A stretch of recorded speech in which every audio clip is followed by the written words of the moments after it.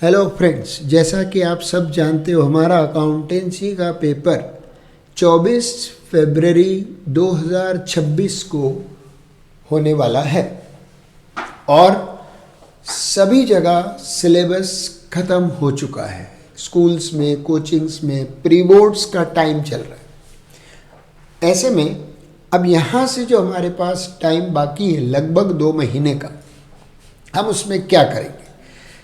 हम आपको इस पाई के चैनल से, मैं Hemant Deshpande, premium institute of education के प्रॉपर ऑफिशियल चैनल से आपको कंप्लीट रिवीजन दूंगा फुल कोर्स का। तीनों किताबें, अकाउंट्स की तीनों बुक्स, फुल सिलेबस हम रिवाइज करेंगे। लेकिन पहले हम फोकस करेंगे उन ज़्यादा डिफ़िकल्ट और कॉम्प्लेक्स और कॉन्सेप्चुअल टॉपिक्स पर जो कि हमें इमीडिएटली अगर आ जाएं तो हमारा जो थोड़ा आधा अधूरा बचा हुआ काम है वो पूरा हो जाए।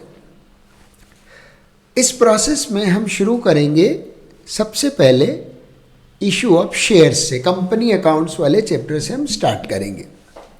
देखिए, आपको पता है कंपनी अकाउंट्स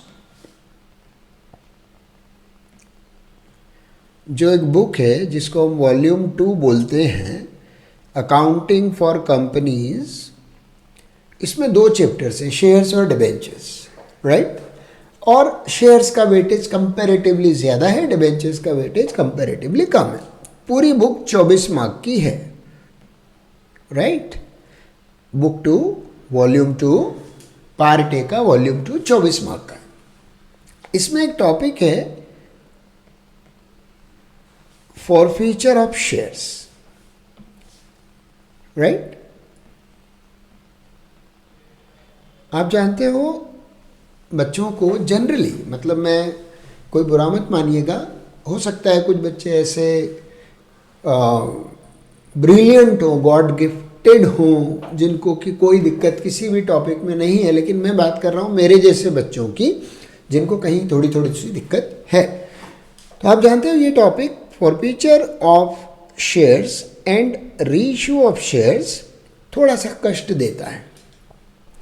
फॉरफीचर का मतलब होता है cancellation of allotment given to a share holder due to non payment of amount called by company. क्या बोला सर आपने? समझ नहीं आया, बाउंसर गया। ओके।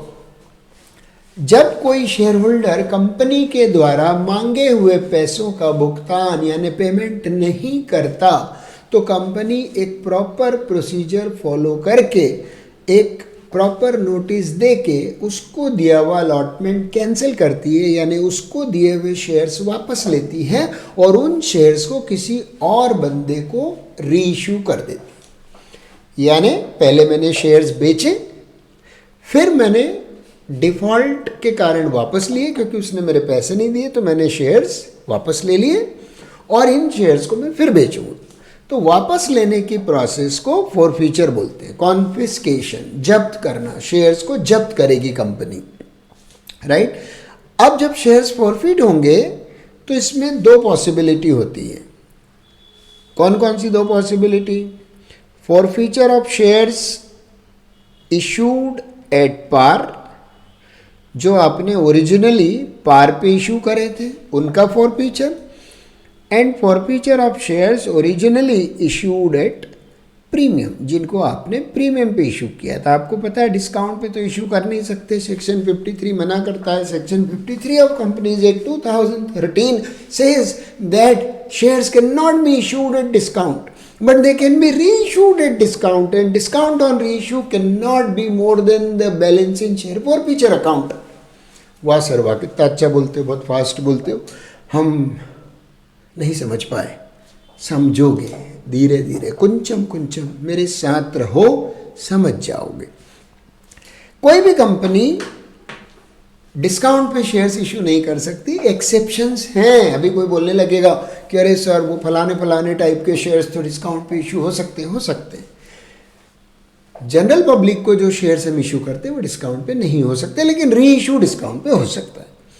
यानी कुल मिला के आप शेयर्स पार पे इशू कर सकते हो, प्रीमियम पे इशू कर सकते हो। तो जो शेयर्स आपने पार पे इशू किए थे वो अगर किसी कारण से वापस लेना पड़ते हैं तो जर्नल एंट्री क्या बनाओगे? What will be the journal entry?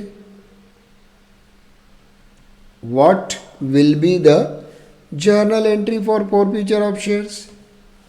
बहुत सिंपल भाई साहब, शेयर कैपिटल अकाउंट डेबिट। क्यों डेबिट? क्योंकि कैपिटल एक लायबिलिटी है, लायबिलिटी का रूल है, बढ़ती है तो क्रेडिट करते हैं, कम होती है तो डेबिट करते हैं। शेयर कैपिटल अकाउंट डेबिट होगा। डेबिट कौन से अमाउंट से होगा, क्रेडिट कौन से अमाउंट से होगा? चलो सारी बातें समझते हैं। 2 में आएंगी 2 चीज़ें, एक डेबिट 2 क्रेडिट, बस खेल खत्म, ज़्यादा खींचना नहीं टॉपिक को। 2 कॉल्स इन एरियर्स।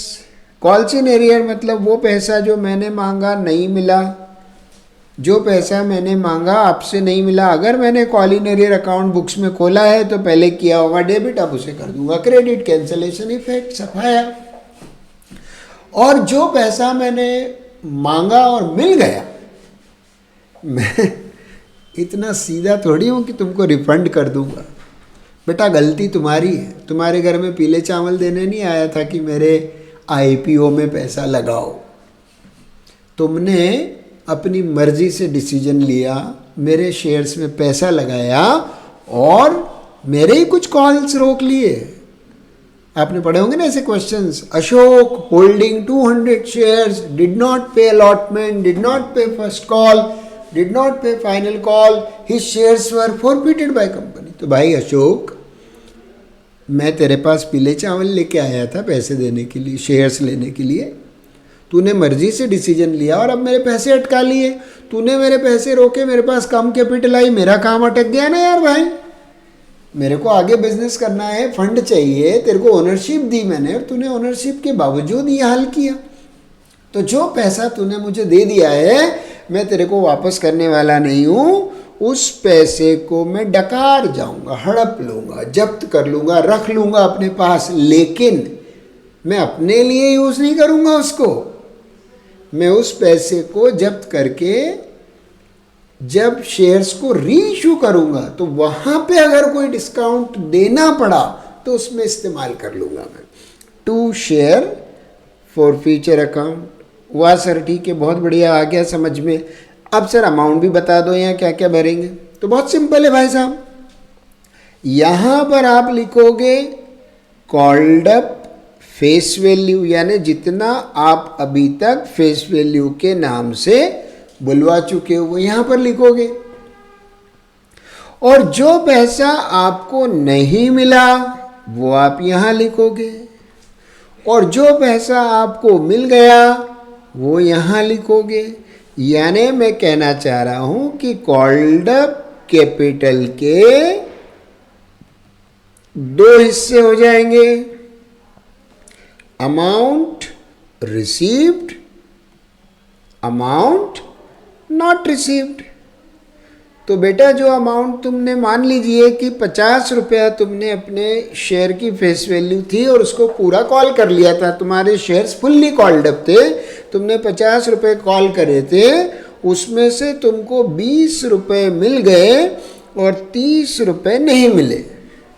तो जो मिल गए वो जाएंगे फॉरफीचर अकाउंट में, और जो नहीं मिले वो जाएंगे कॉल इन एरियर अकाउंट में, और कैपिटल अकाउंट पूरा डेबिट होगा 50 रुपये से। कुछ बात समझ आई क्या? Debit capital account by total called up face value, credit calls in arrear account by unreceived amount, and credit forfeiture account by received amount.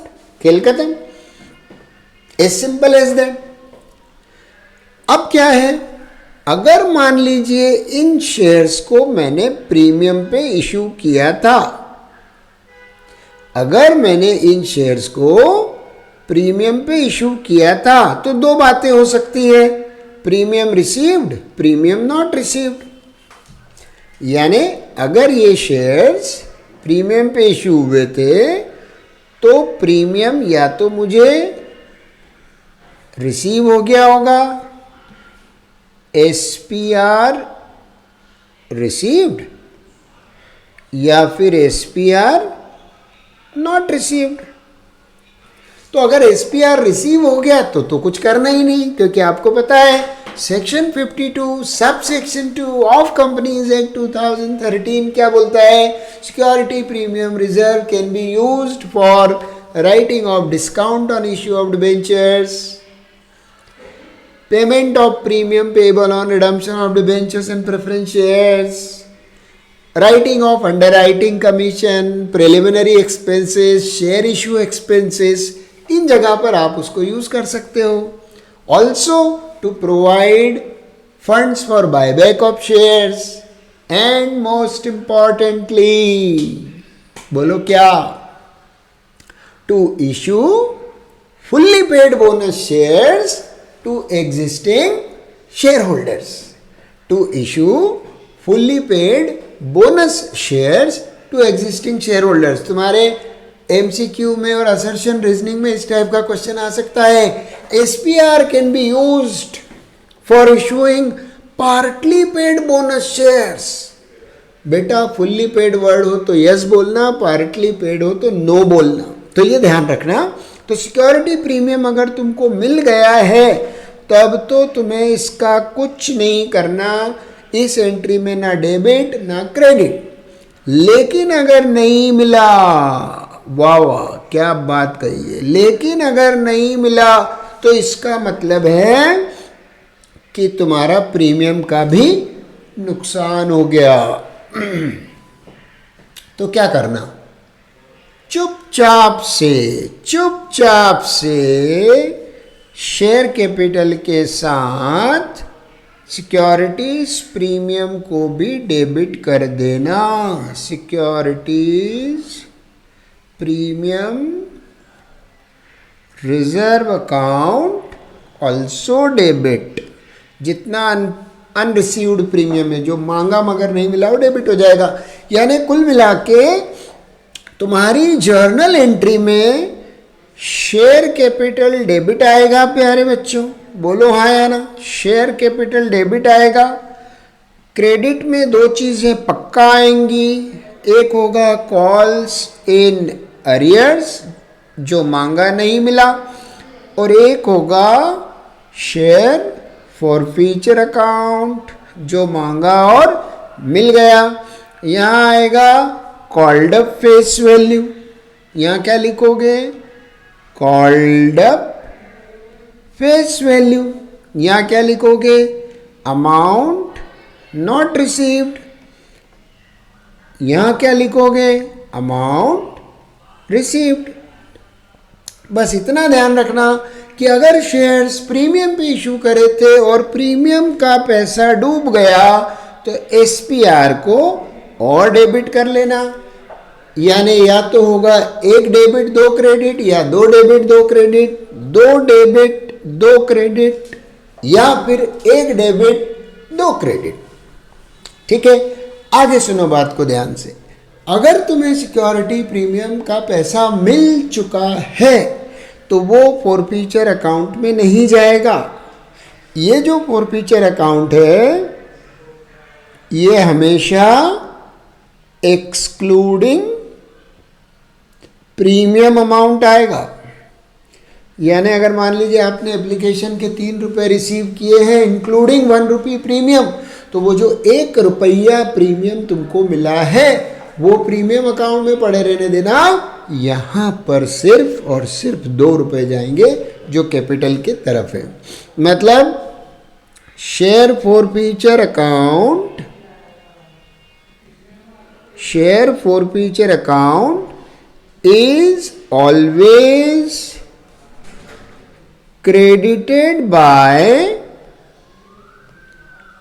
the amount received towards capital, यानी जो कैपिटल के नाम का पैसा होगा खाली उसी से वो आएगा। अब बात आती है रीइश्यू की। तो मेरे प्यारे बच्चों, जब शेयर्स को रीइश्यू करोगे तो मैं आपसे एक सवाल पूछूंगा। क्या सवाल पूछूंगा? Can the forfeited shares be reissued at discount? Can the forfeited shares be reissued at discount? Right? आपसे मैं ये सवाल पूछूंगा, अब आपका आंसर क्या होगा? Yes, answer is yes, forfeited shares can be reissued at discount. reissued at discount. Sir अभी तो आप थोड़ी देर पहले कह रहे थे कि शेयर्स डिस्काउंट पे इशू नहीं हो सकते, अभी आप कह रहे हो सकते हैं। तो बेटा बात ध्यान से सुन, मैं क्या बोल रहा हूँ। Shares can not be issued at discount, section 53, मैं यहाँ री इशू बोल रहा हूँ। There is a difference between issue and reissue. तो री इशू में डिस्काउंट दे सकते हैं। अच्छा सर ठीक है, बोर मत करो, कितना डिस्काउंट दे सकते हैं? तो maximum permissible discount, MPD, maximum permissible discount as per companies act 2013, यानी कंपनी एक्ट 2013 के हिसाब से ज़्यादा कितना डिस्काउंट दे सकते हैं हम? तो ज़्यादा से ज़्यादा डिस्काउंट हो सकता है equal to balance in share forfeiture account, balance in share forfeiture account, यानी कि उन शेयर्स पे जितना पैसा मैंने फॉरफिट किया है उससे ज़्यादा डिस्काउंट में नहीं दे सकता। जैसे फॉर एग्जांपल एक शेयर है जिसका फेस वैल्यू है ₹50, है ना, उस शेयर का फेस वैल्यू है ₹50 और उसे मैंने इशू किया था एट पार। मैंने मांगा था एप्लीकेशन में ₹10, अलॉटमेंट में मैंने मांगा था ₹22 और फाइनल कॉल में मैंने मांगा था बैलेंस यानी कि ₹18। अब एक बंदे ने मुझे एप्लीकेशन मनी दे दिया, अलॉटमेंट मनी दे दिया, लेकिन फाइनल कॉल उसने नहीं दिया। तो मैं क्या कहूँगा? ₹50 के शेयर्स पे मुझे 10 और 22 ₹32 मिल गए, ₹18 डूब गए। तो मैं एंट्री बनाऊंगा, अगर मैं एक शेयर की बात कर रहा हूं तो मैं लिखूंगा शेयर कैपिटल अकाउंट डेबिट ₹50। क्यों 50? क्योंकि मेरा शेयर है fully called up. Fully called up share कौन सा होता है? Fully called up shares are those shares which do not have any amount remaining to be called up by the company, यानी जिन shares पे सारे कॉल्स हो चुके हैं वो है मेरे भाई फुल्ली कॉल्ड अप शेयर्स। हाँ, अगर कोई एक कॉल करना बचा है partly called up, partially called up shares, तो फिर वो बात अलग होती। फुल्ली कॉल्ड अप है शेयर मेरा तो फेस वैल्यू से डेबिट हो जाएगा। अब ये मैंने एक शेयर के लिए करा है, अब आप मल्टीप्लाई कर सकते हो अकॉर्डिंगली आपके क्वेश्चन में कितने शेयर्स है उसके हिसाब से। 2 में यानी क्रेडिट में आएंगी दो चीज़ें, एक वो जो मुझे नहीं मिला, मुझे क्या नहीं मिला, मुझे ₹18 नहीं मिले तो मैं ₹18 क्रेडिट कर दूंगा, और मुझे मिल गए तो मैं वापस थोड़ी करूंगा, मैं जब्त कर लूंगा, कैप्चर कर लूंगा, कॉन्फिस्केट कर लूंगा ₹32। अब ये ₹32 बन जाएगा मेरा एमपीडी, यानी कि इन शेयर्स को जब मैं रीइश्यू करूंगा तो मैं ₹32 से ज़्यादा डिस्काउंट नहीं दे सकता। मतलब ₹18 मुझे कम से कम रीइश्यू पे लेना पड़ेंगे। तो जो कॉल्स इन एरियर्स होता है वो होता है मिनिमम रीइश्यू प्राइस, जब शेयर्स पार पे इशू किए हों तो मिनिमम रीइश्यू प्राइस, यानी कम से कम मुझे 18 मिलने चाहिए, और मैक्सिमम डिस्काउंट जो मैं दे सकता हूँ वो मैं ₹32 दे सकता हूँ। यानी मैं अगर चाहूँ कि इन शेयर्स को मैं ₹17 में रीइश्यू कर दूँ तो कंपनी एक हथकड़ी लगा देगा मेरे को लाके, नॉट अलाउड, सेक्शन 53 का वायलेशन हो जाएगा।